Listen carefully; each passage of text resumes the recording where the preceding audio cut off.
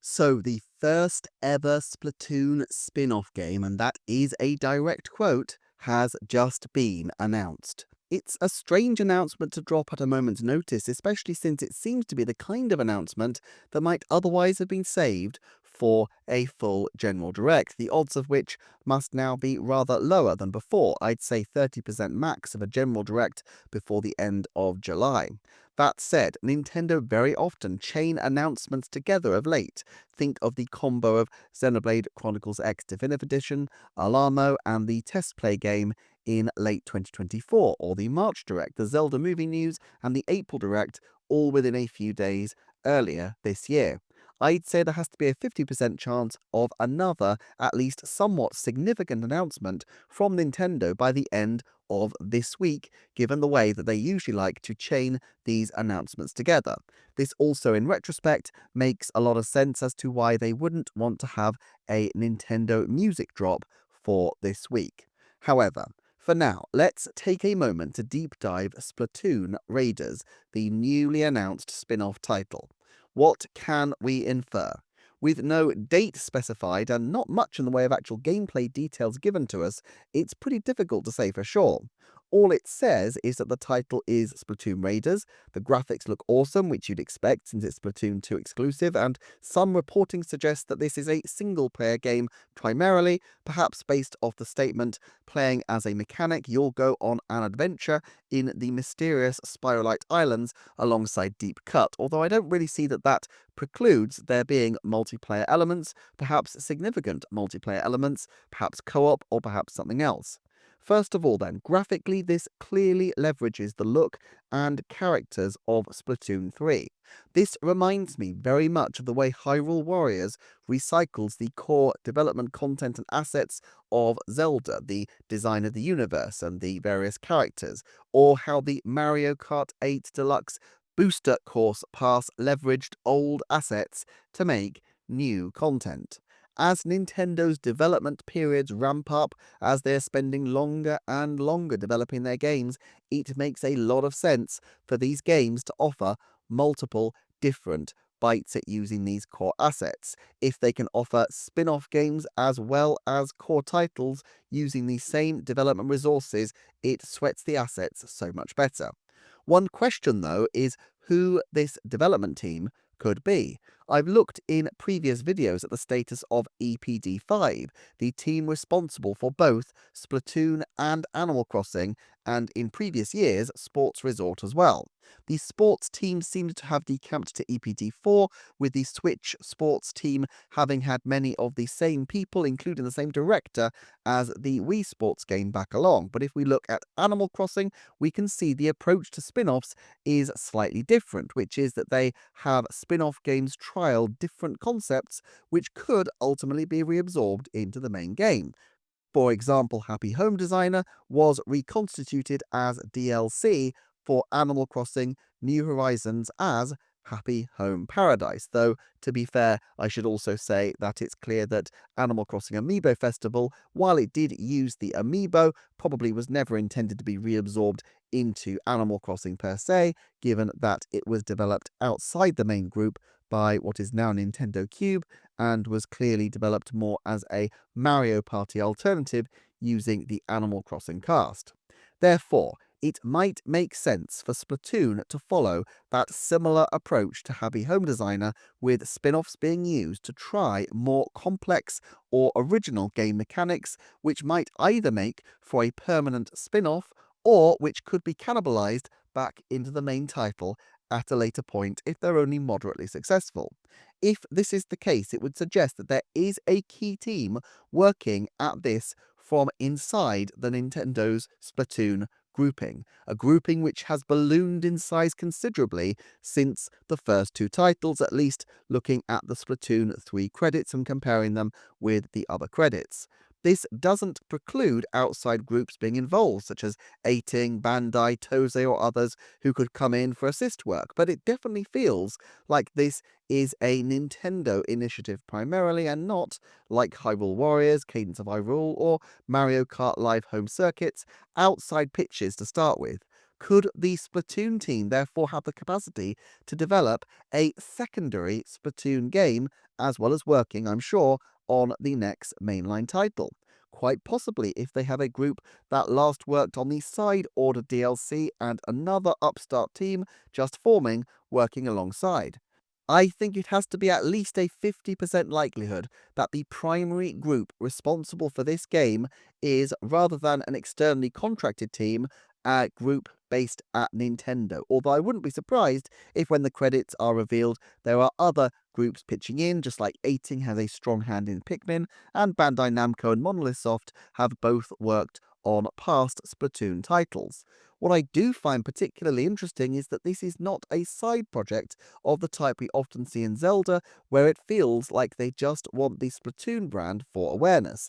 It feels like they are very specifically and consciously trying to develop the core Splatoon offering, and this suggests a deeper level of strategy than, as they did with Picross, whacking Mario on it because Mario sells games. Ultimately, Splatoon is a pretty big earner for Nintendo, especially among their Japanese middle school demographic, but the long waits between games are huge for this age group, and Splatoon isn't quite as huge as other franchises that they could put on to new concepts. Having a side game between mainline titles ensures regularity, and the term, the first ever Splatoon spin-off game, as stated in the video, is very telling as to their intentions to ensure that Splatoon has more regular content alongside mainline games in the future. Nintendo is incredibly cautious about this sort of thing in terms of setting expectations, so this feels like a very, very confident announcement to me indeed. Another precedent here is actually Pokemon. Although these games are not developed by the core Nintendo team, Nintendo staff can't be completely unaware of strategic conversations had at the Pokemon Company about balancing a steady drumbeat of core releases with ensuring that there is sufficient development time to make them stand out. They would have seen the fate of Scarlet and Violet's initial reception, and I'm sure they will have concerns that the next Splatoon game must meet the high standards they have established for themselves. The Pokemon Company's solution appears now to be having the Legends games as a substantial in-between title, with two Game Freak groups working concurrently on the mainline generational games and on the Legends titles.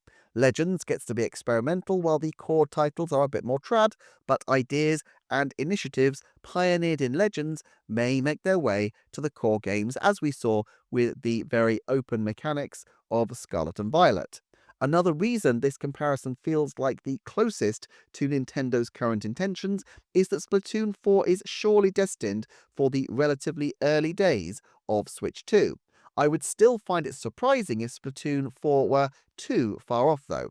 Splatoon 2 was released a mere 2 years after the first game, while Splatoon 3 debuted about 3 years after Splatoon 2 properly wound down. It feels like 2026 would normally be about right as a window for Splatoon 4, but given the generally held feeling that Splatoon needs a bit more of a substantial leap in terms of content this time, 2027 feels right.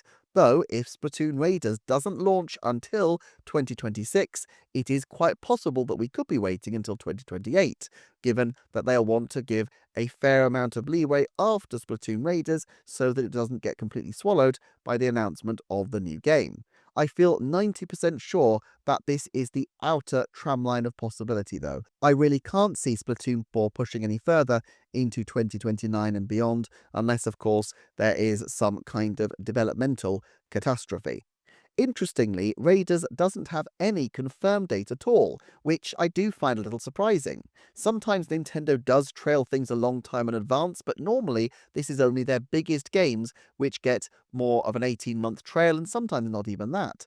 Tomodachi Life and Rhythm Heaven got a bit more of a lead-in, but only because they're holding up the Switch schedule, whereas Nintendo's development efforts are clearly pivoting primarily to Switch 2.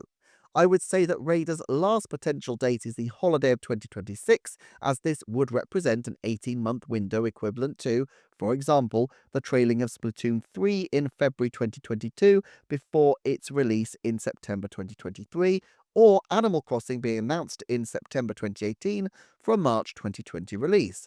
Both of those titles, though of note, had delays which pushed them further than might have originally been expected, and so it seems that the intention was for a roughly 12-month build-up, putting potentially Splatoon Raiders as a summer 2026 title. However, under these circumstances, you might expect Nintendo to whack a year on the announcement, because after all, what difference does it make? The fact that they didn't do this offers, yes, a level of protection for their teams in terms of public scrutiny.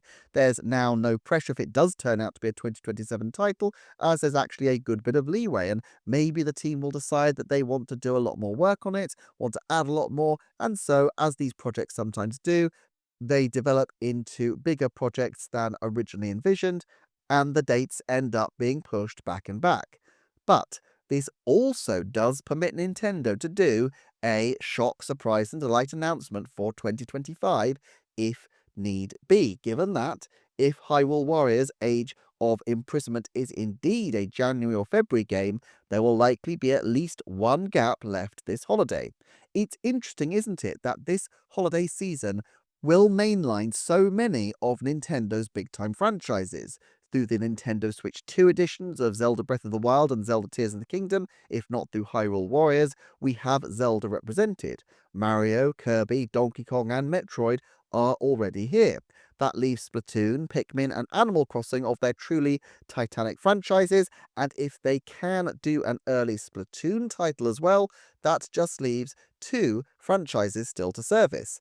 Animal Crossing spin-offs have a rockier history, and as for Pikmin, well, I have a separate video coming up talking about Pikmin spin-off possibilities. Still, I rather wonder if there's a target somewhere in Nintendo for all of their banner IP, the franchises that they want to position well for marketing purposes, not just through their game systems, but through their wider IP offerings, are to be represented on the new system within roughly 12 months, or at least by the end of 2026. Still, whether other franchises do get the nod, Splatoon's audience probably puts this in the Pokemon category in terms of requiring regularity to keep the younger audience invested. I'm going to say that it's unlikely now that we will go more than 3 years without a new Splatoon universe release of some sort. This also makes me wonder about the potential future of the next Animal Crossing, which I had expected not to be released until there is a Switch Lite equivalent. That one town per console restriction is going to be very hard with a $450 console, but it does make it seem a little bit more likely that the Animal Crossing game could be brought forward if there is no mainline Splatoon. But I'm going to have to think about this and perhaps come back to this in a video at a later point, as there's quite a lot of potential options here, and it does still largely depend as to how reliant the various teams are on each other still. However, this also changes one of my underlying assumptions, which is that, like on the original Switch, they would need Splatoon early in the system's lifespan. Reflecting on it, this logic was probably unsound if their primary audience is younger, middle school age type children. Not necessarily the most people by number, but if these are the people they need to capture to light that fire of enthusiasm that will carry people into the Nintendo ecosystem for the future, well, perhaps it's not the best fit for an early Switch 2 game. It may take some time indeed for these players to leap aboard Switch 2. This wasn't an issue with Switch, of course, since Nintendo didn't have Splatoon available on any cheaper hardware, and they were planning to support Splatoon 2 for a good few years while the team focused on Animal Crossing New Horizons. But this time they may decide to try to get a lot more out of Splatoon 3 and use Splatoon Raiders as a way to progressively bring over Splatoon addicts, so they have a much larger core install base once a mainline Splatoon launches. And speaking of mainline Splatoon, alongside this announcement we have news of some upgrades to Splatoon 3 with a few new features. Not a complete surprise, as I've talked recently about the potential for Splatoon 3 to receive some kinds of upgrades, although we were talking more about the potential of Plus games. This is a version 10.0 with new weapons and such like, a new metric to help with matchmaking and so on, as well as the return of Urchin Underpass. There also appears to be better performance patched in for Switch 2, which kinda makes a plus game for Splatoon 3 now seem to nudge down in likelihood. I'd guess only 10% this year, as surely they would want to announce such things together with the other Splatoon news.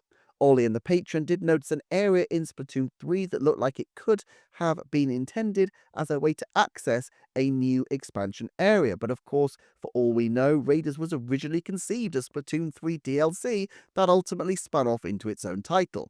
We know that Tears of the Kingdom started out as DLC after all, so it's not like this is without precedent at Nintendo. All things considered, I'm pretty excited for Splatoon Raiders. I will say that the first player Splatoon modes are not really my cup of tea, as I'm hilariously bad at the game, but I love seeing Nintendo trying new things, and I think it's great to see how this team has really grown and emerged out of the old Animal Crossing team as was into one of Nintendo's premier development groupings. Incidentally, I did have another video on 2D Zelda drop earlier today. I'll admit it was a bit of an accident that it did drop. The video has been done for months, and it's one I schedule in during busy periods as a backstop video, so that if I can't get another video up in time, it releases instead. I always try to have one or two of these up my sleeve to keep the schedule motoring along, but I didn't actually plan on dropping it today. I just forgot to move it, and because it wasn't rescheduled, it went out this afternoon. Still, I think it's a fun video all the same, so please do consider checking it out. And for podcast listeners, it's coming right up, and for YouTube watchers, you just need to click. Thank you so much, and I shall see you next time.